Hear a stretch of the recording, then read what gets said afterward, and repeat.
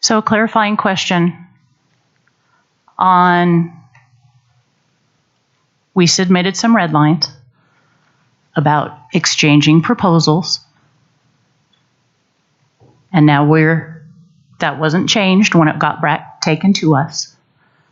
So I'm curious on, you've already signed it, how we're signing it when all parties have already not agreed to follow it.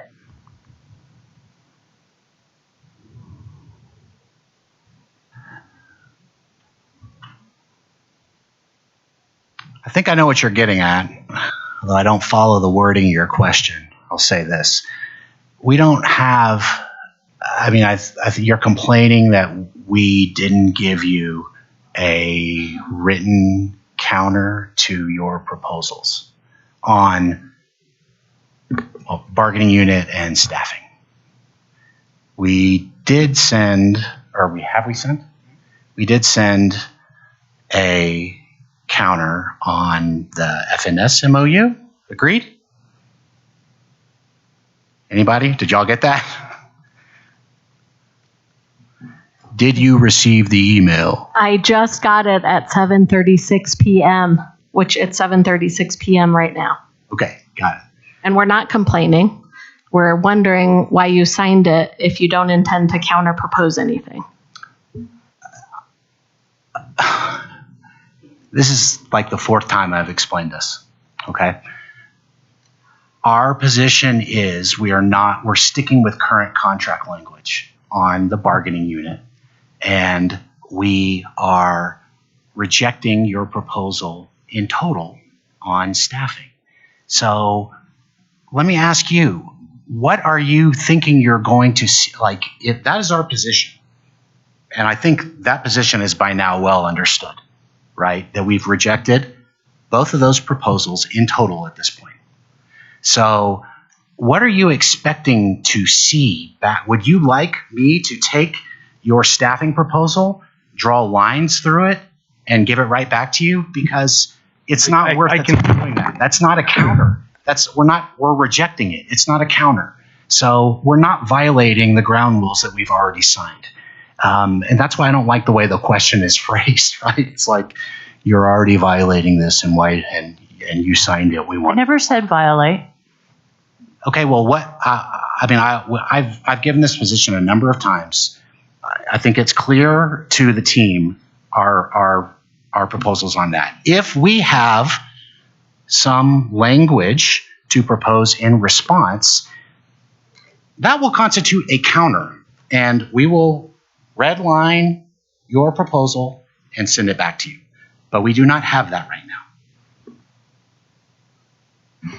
And from what you've stated before, it's not just a right now, it's an ever, correct? Incorrect. Because what I said was, we were willing to discuss the definition of the bargaining of the word employee in 1.7.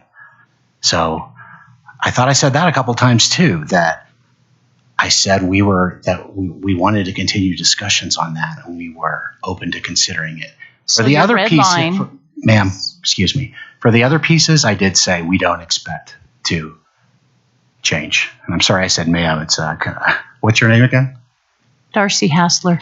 Okay, Darcy. Sorry, I'm done. So your red line would then not include that.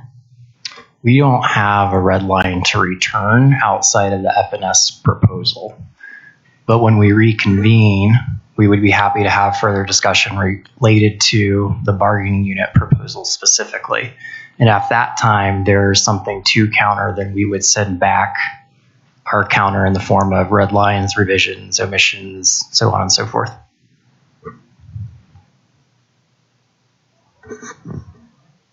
Thank you, Matt.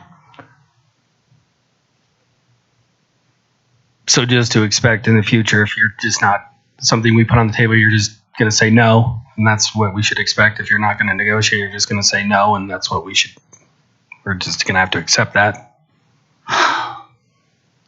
I think we're prepared to sign this and hand it back to you, and then get to the agenda setting so that we can talk about that, what that looks like for next time.